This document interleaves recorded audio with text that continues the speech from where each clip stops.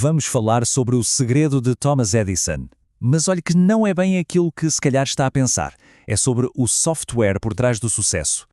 Então, vamos diretos ao assunto com uma pergunta que à primeira vista parece super simples. Foi Thomas Edison que inventou a lâmpada? Olha, a maioria das pessoas diria que sim, claro. Mas a verdade é bem mais interessante e, sinceramente, muito mais útil para todos nós.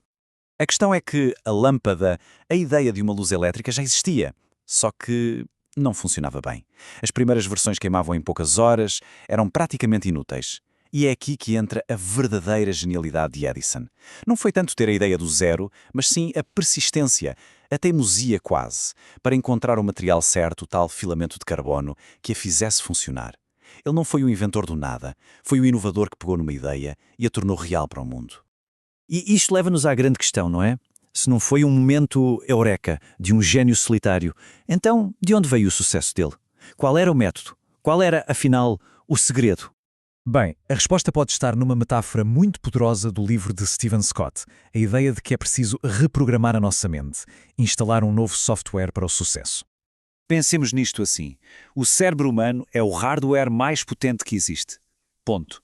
Mas muitas vezes ele vem com um software pré-instalado, um programa que nos ensina a ser cautelosos, a ter medo de falhar, a ficar pela mediocridade. Pessoas como o Edison, bem, elas operavam com um sistema operativo diferente. Um que elas próprias instalaram, de forma consciente. E qual é a primeira grande atualização a esse software? É a forma como se olham para os objetivos, a forma como se definem metas. É o que se chama de apontar à lua. E atenção, isto não é só sonhar alto, é um processo, uma estratégia deliberada de definir metas que parecem, bem, impossíveis. E isso obriga a pensar de uma maneira completamente diferente. E é aqui que está a grande diferença. A maior parte de nós aprende a definir metas seguras, realistas, para não nos desiludirmos. Mas os super-realizadores, as pessoas que realmente mudam as coisas, fazem exatamente o contrário.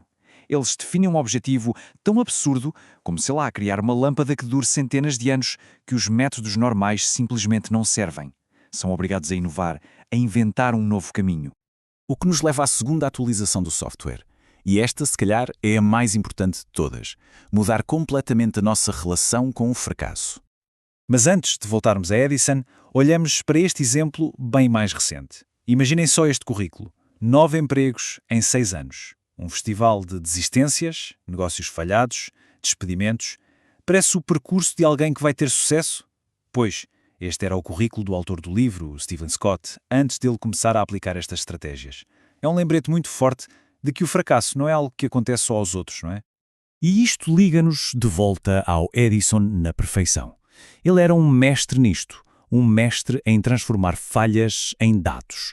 Cada filamento que queimava não era um fim, era informação. Era mais uma maneira que ele descobria de como não fazer, o que o deixava um passo mais perto da solução. Então, o ponto-chave é mesmo este. A mentalidade comum vê o fracasso como um sinal de stop, um beco sem saída. A mentalidade de um super-realizador vê o fracasso como a própria estrada. Cada buraco, cada desvio, cada erro faz parte do caminho. É o caminho. Ok, então temos as metas impossíveis. Temos o fracasso como combustível. Mas falta uma peça. A peça final que liga tudo isto e, vrum, põe o motor a trabalhar. A tal chave da ignição.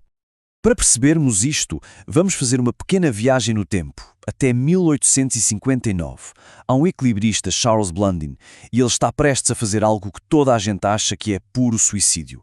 Atravessar as cataratas do Niágara, numa corda bamba. Imaginem a cena. 5.000 pessoas a assistir, de respiração suspensa. Ele vira-se para a multidão e pergunta se acreditam que ele consegue. E claro, toda a gente grita que sim. E ele atravessa. Consegue mesmo. Mas a história não acaba aqui. Ele volta. E agora, aumenta a parada, pega num carrinho de mão e pergunta à multidão se eles acreditam que ele consegue atravessar outra vez, mas agora com uma pessoa dentro do carrinho. A multidão, que acabou de ver o milagre, vai à loucura. Sim, claro que consegues. E é aí que vem o momento da verdade. O Blondin olha para aquela multidão em delírio e diz: excelente. Então, quem é que vem? Quem é que entra no carrinho de mal? E de repente, silêncio total. Ninguém se mexeu um centímetro. E é esta a chave de tudo. A multidão tinha uma crença intelectual. Eles viram com os próprios olhos, sabiam que era possível, mas não tinham fé em ação. Ninguém estava disposto a entrar no carrinho. A fé em ação é precisamente isso. É o compromisso de usar as estratégias. Não é só achar que são uma boa ideia no papel. Podemos ler todos os livros do mundo, ver todas as palestras, concordar com todas estas ideias fantásticas. Mas sem o compromisso real de as aplicar, de definir aquela meta que nos mete medo, de aceitar o fracasso como parte do jogo, de facto, agir, é como ter o motor mais potente do mundo sem nunca rodar a chave. E isto deixa-nos com uma reflexão final. Para cada um de nós, todos temos uma corda bamba à nossa frente, uma meta que parece impossível, que nos assusta. A verdadeira questão não é se acreditamos que é possível atravessá-la. A questão é, quando é que vamos dar o primeiro passo?